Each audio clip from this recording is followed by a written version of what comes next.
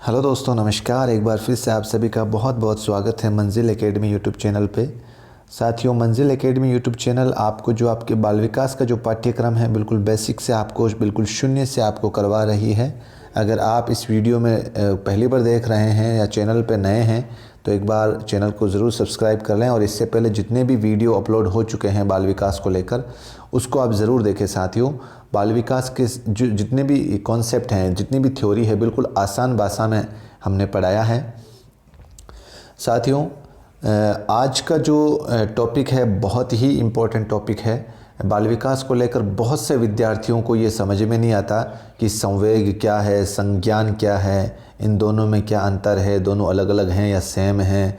यानी कि बाल विकास जिस विद्यार्थी को पढ़ना है उसको इन दोनों के बारे में तो जानकारी होनी बहुत ज़रूरी है। तो और काफ़ी विद्यार्थियों ने मुझे, जो यहाँ लोकल जो मुझे जानते हैं, उन्होंने भी मुझे बोला कि यार इस विषय पर आप संवेग और संज्ञान के बारे में अच्छे से बताओ, ताकि ये जो संवेग और संज्ञान है, ये दोनों जो वर्ड हैं, जो शब्द हैं, ये आपको आपके पूरे बाल विकास में आपको साथ लेकर चलने पड़ेंगे। तो क्या है ये दोनों संवेग और संज्ञान, इसको हम अच्छे से समझते हैं।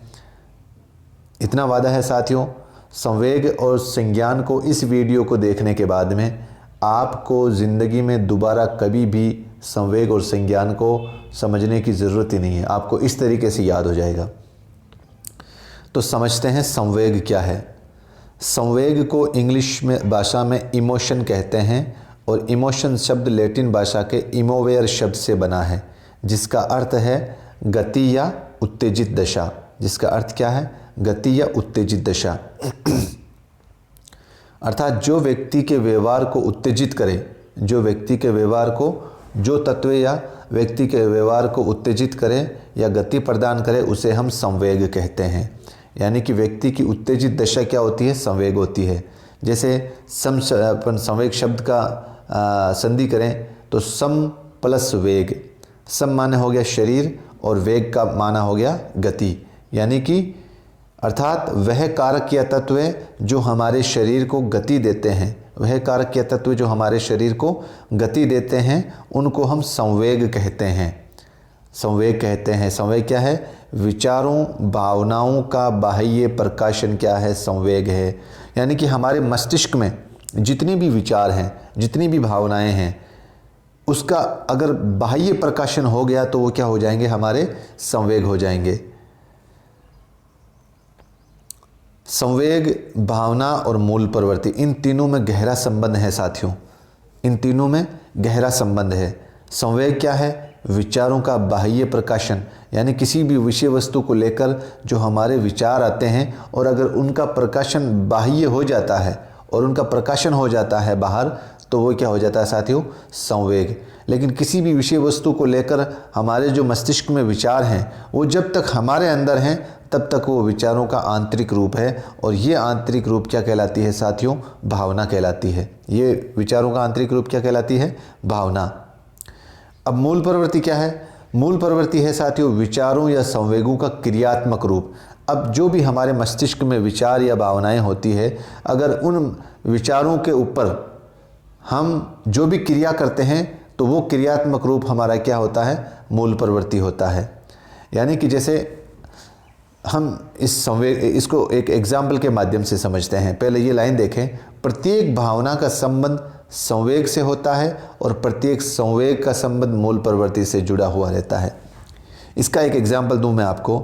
जैसे मान लो कि मेरे मन में ये विचार आया, जैसे मान लो कि ये ए है संवेग और ये बी है भावना, ये सी है मूल प्रवृत्ति। यानी कि ऐसे रखो आप, ए है भावना और बी है संवेग और सी है मूल प्रवृत्ति। अब इसको हम एक एग्जाम्पल के माध्यम से समझते हैं।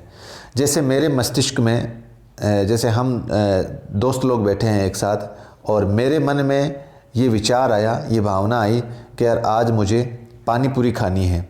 आज मुझे क्या खानी है? पानी पूरी खानी है। तो ये जो मेरे मस्तिष्क में जो पानी पूरी खाने का विचार है, मेरे मस्तिष्क में, मेरे खुद के अंदर, तब तक तो ये मेरी क्या है? भावना है। तब तक क्या है? ये मेरी भावना है। अब जो मेरे साथ बैठे थे, जितने भी मेरे दोस्त बैठे थे, अब मैंने उनको मेरी जो भावना या मेरे जो विचार थे वो उन लोगों के साथ मैं शेयर कर रहा हूँ कि यार आज जो है मेरा मन जो है वो पानी पूरी खाने का कर रहा है। यानी कि हमारे पास में जहाँ हम बैठे थे वहाँ से एक पास में ही जो पानी पूरी वाला जो ठेले वाला भैया है, उसकी जैसे ही घंटी बजी और मेरे मन में ये विचार आया कि मुझे आज पानी पूरी खानी है। जब तक मैंने किसी के साथ शेयर नहीं की ये बात, तब तक तो मेरी वो भावना है, लेकिन जैसे ही मैंने, मेरे साथ ही लोग बैठे थे, मेरे दोस्त लोग बैठे थे, उनको मैंने ये कहा कि यार आज तो मेरी जो इच्छा हो रही है वो पानी पूरी खाने की हो रही है, तब ये मेरा क्या बन गया? संवेग बन गया। तब मेरा क्या बन गया? ये संवेग बन गया। समझ में आ गया साथियों? यहाँ तक भावना और संवेग में समझ में आ गया। यहाँ विचारों या भावनाओं, विचारों का आंतरिक रूप वो क्या है? भावना है। और जैसे ही मेरे विचार बाहर प्रकट हो गए तो वो क्या हो गया? संवेग हो गए। अब समझना साथियों, अब हम सारे लोग, हम जितने भी दोस्त थे यहाँ बैठे थे और मेरा जो विचार आया था कि भाई मुझे पानी पूरी खानी है, अब हम सारे लोग यहाँ से उठकर जैसे ही उस पानी पूरी वाले ठेले के पास में जाएंगे और पानी पूरी खाएंगे, तो ये जो क्रियात्मक रूप हुआ यहाँ पर, ये क्रियात्मक रूप हमारा क्या हो गया? मूल प्रवृत्ति हो गया। यानी कि हमारी जो पानी पूरी खाने को लेकर जो क्रिया हुई है वो हमारा क्या हो गया? मूल प्रवृत्ति हो गई। तो इसीलिए साथियों ये तीनों आपस के अंदर जुड़े हुए रहते हैं। समझ में आ गया साथियों? अब देखो, प्रत्येक भावना का संबंध संवेग से होता है और प्रत्येक संवेग मूल प्रवृत्ति से जुड़ी हुई होती है। संवेग साथियों सार्वभौमिक होते हैं, यानी कि सब जगह संवेग पाए जाते हैं, चाहे वो मनुष्य हो चाहे जानवर हो। और संवेग जो है वो जन्मजात होते हैं, क्योंकि एक अपने ब्रिजेश महोदय हुए हैं, उन्होंने बोला है कि संवेग बालक जैसे जन्म लेता है उसमें उत्तेजना नामक संवेग पाया जाता है। संवेग उत्पन्न होने पर शरीर में परिवर्तन आ जाता है और ये परिवर्तन हमारे शरीर में आंतरिक भी हो सकता है और बाह्य भी हो सकता है। आंतरिक और बाह्य कैसे?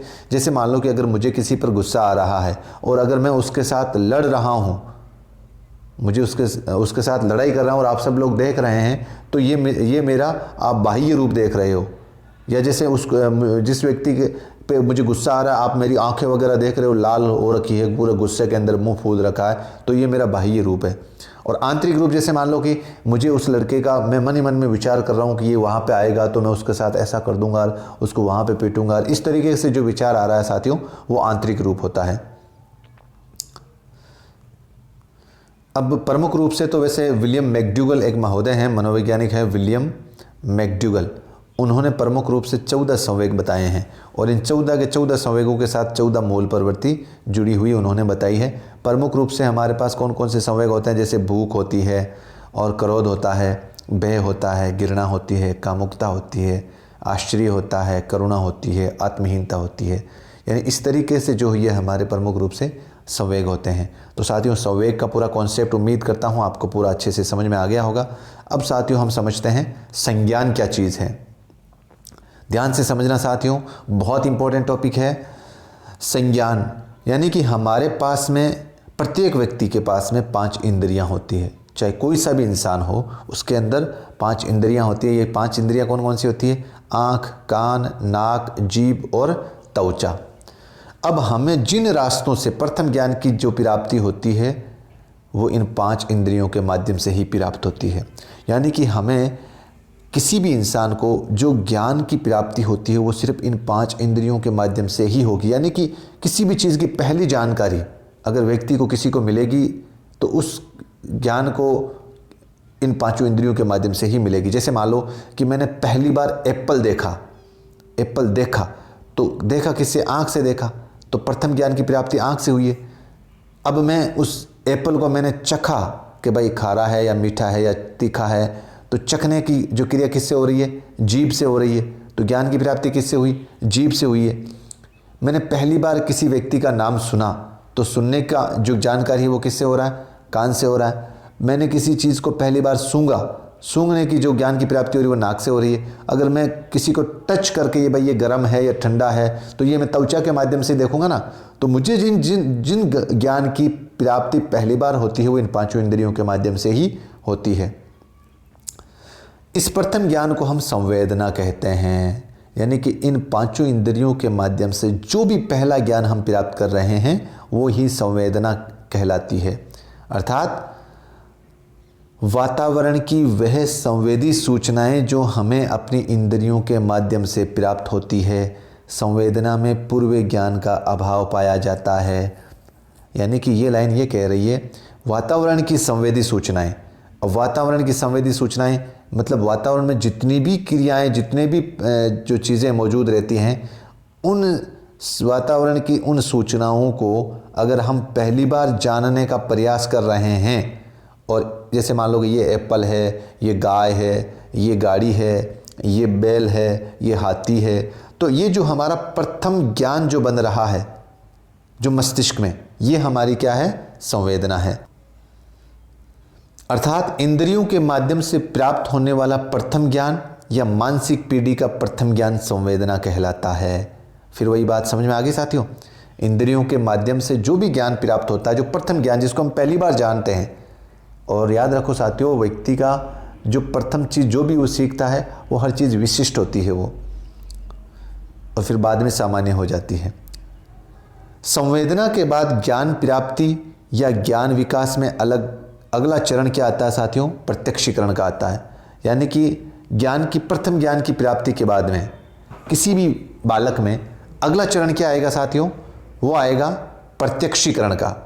प्रत्यक्षीकरण का संवेदना प्राप्त करने के बाद में, किसी भी वस्तु को पहली बार जानने के बाद में, उस वस्तु के प्रति जो अगली क्रिया है जानने की, वो क्या है कहेगी साथियों? उसको हम प्रत्यक्षीकरण कहते हैं। यानी कि प्रत्यक्षीकरण मतलब पूर्व ज्ञान पाया जाता है इसमें। जैसे मैंने पहली बार हाथी देखा, अब मुझे दूसरी बार मैं जहाँ कहीं पे भी हाथी देखूंगा तो मेरा पूर्व ज्ञान क्या है कि भाई हाथी इस तरीके से होता है, इतना मोटा, तो ये मेरा पूर्व ज्ञान यहाँ पे काम आ रहा है, तो ये मेरा प्रत्यक्षीकरण है। यानी प्रत्यक्षीकरण में प्राप्त प्रथम ज्ञान में बालक क्या खोजने का प्रयास करता है? उस वस्तु का नाम, उसकी पहचान और उसकी व्याख्या करने का प्रयास करता है। यानी कि बालक के मस्तिष्क में उस वस्तु को लेकर एक प्रत्यय विकसित हो जाता है, एक प्रत्यय विकसित हो जाता है। अर्थात हम देखें तो संवेदना प्लस पूर्व ज्ञान, संवेदना प्लस पूर्व ज्ञान किसका निर्माण करते हैं? प्रत्यक्षीकरण का निर्माण करते हैं। किसका निर्माण करते हैं? प्रत्यक्षीकरण का निर्माण करते हैं। प्रत्यक्षीकरण के द्वारा बालक में संज्ञान या ज्ञान, एक ही बात है साथियों, संज्ञान को ही ज्ञान कहते हैं। प्रत्यक्षीकरण के द्वारा बालक में संज्ञान का निर्माण होता है। किसके द्वारा होता है? बहुत इंपॉर्टेंट लाइन है साथियों, प्रत्यक्षीकरण के द्वारा ही संज्ञान का निर्माण होता है। यानी कि बालक के अंदर जो प्रत्यय विकसित होता है, उस विकसित रूप को ही हम संज्ञान कहते हैं। उस विकसित रूप को ही हम संज्ञान कहते हैं।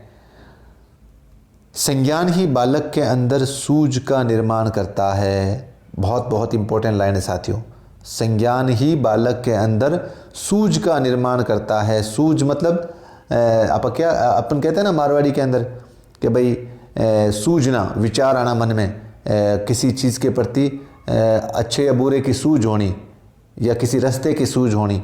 तो संज्ञान ही बालक के अंदर सूझ का निर्माण करता है, और सूझ ही बालक के अंदर समस्या समाधान की समझ पैदा करती है। समझ में आया साथियों? सूझ ही बालक के अंदर समस्या समाधान की समझ पैदा करती है। यानी संज्ञान बालक के अंदर जैसे ही पैदा होगा, संज्ञान से बालक के अंदर सूझ का निर्माण होगा, और ये सूझ बालक के अंदर क्या करेगी? समस्या के समाधान की समझ पैदा करेगी। तो समझ में आया साथियों? चलो इसको भी हम एक एग्जाम्पल के माध्यम से समझते हैं। हमारी जो पहली कड़ी क्या थी? संवेदना, यानी कि संवेग। देखो, जैसे मान लो कि मैं सो रहा हूँ और लाइट बंद है, अंधेरा हो रखा है, और मेरे जिस कमरे में मैं सो रहा हूँ, मेरे शरीर के ऊपर आकर एक छिपकली गिरती है। मेरे शरीर के ऊपर आकर एक छिपकली गिरती है। तो याद रखो साथियों, अब देखो, मैं जब उस छिपकली, क्योंकि मुझे उस छिपकली का अंदाज़ा कैसे लगा कि भाई छिपकली इतनी सी होती है? मेरा मतलब पहले जब मैंने किसी को देखा कि भाई छिपकली ऐसी होती है, तो छिपकली का जो पहला ज्ञान है, छिपकली की जो पहली तस्वीर है, वो मेरे मतलब क्या है? संवेग है। और प्रत्यक्षीकरण क्या है? जैसे ही वो छिपकली मेरे शरीर पर गिरी, तो मैं अब उस छिपकली के बारे में, उसकी व्याख्या के बारे में, उसकी पहचान के बारे में जानने का प्रयास करूँगा और ये करूँगा कि यार अगर ये छिपकली शरीर पे कहीं पे भी बैठ जाती है तो वहाँ पर फोड़े फुंसी वगैरह इस तरीके से हो जाते हैं, एलर्जी हो जाती है। ये मेरा क्या है? प्रत्यक्षीकरण है। ये मेरा क्या है? प्रत्यक्षीकरण है। और जब अब मैं प्रत्यक्षीकरण का भाव मेरे अंदर विकसित हो जाता है तो जाहिर सी बात है कि जब उस छिपकली के बारे में इतना ज्ञान मेरे अंदर विकसित हो चुका है कि भाई ये अगर शरीर पे जहाँ पे गिरी है वहाँ पर एलर्जी हो जाएगी या किसी तरीके का नुकसान हो जाएगा, तो अब मैं क्या करूँगा? मेरे अंदर क्या होगी? सूझ का निर्माण पैदा होगा। तो सूझ के निर्माण पैदा होते ही मैं क्या करूँगा? उस छिपकली को दूर करूँगा। यानी कि सूझ का निर्माण होते ही मैं उस समस्या का समाधान खोजूंगा। तो समस्या का समाधान खोजना ही क्या है? बालक के अंदर संज्ञान में वृद्धि है। तो मैं उस छिपकली को दूर करूँगा, ये मेरी समस्या का समाधान हो जाएगा। अगर मैं उसको दूर नहीं करूँगा तो मेरे वही एलर्जी हो जाएगी, नुकसान हो जाएगा कोई ना कोई। इस तरीके से साथियों हमारे ये सामने आज का चैप्टर था संज्ञान। तो साथियों बड़ी आसानी से, बिल्कुल आसान भाषा में मैंने संज्ञान और संवेग को आपके सामने रखा है और उम्मीद करता हूं कि आपको ये चैप्टर बहुत पसंद आया होगा। और जितने भी आपके साथी जो बाल विकास को पढ़ रहे हैं और पहली बार किसी कंपटीशन में बाल विकास को पढ़ रहे हैं देने के लिए, तो साथियों उसको ये वीडियो ज़रूर पहुंचाएं मेहरबानी करके, किसी का भला हो जाएगा साथियों। और इस चैप्टर के अगर आपको कोई भी इस चैप्टर से संबंधित कोई कमेंट है तो वो कमेंट बॉक्स में ज़रूर करें। कोई इम्प्रूवमेंट चाहते हैं, कोई सुधार चाहते हैं या और कोई अलग इस चैप्टर से संबंधित जानकारी चाहते हैं तो आप ज़रूर मेरे साथ शेयर करें। और अगर वीडियो पसंद आया तो लाइक और शेयर ज़रूर करें और चैनल पर नए हैं तो सब्सक्राइब ज़रूर करें साथियों। अब दीजिए मुझे इजाज़त, मिलते हैं एक नए वीडियो के साथ। जय हिंद, जय भारत।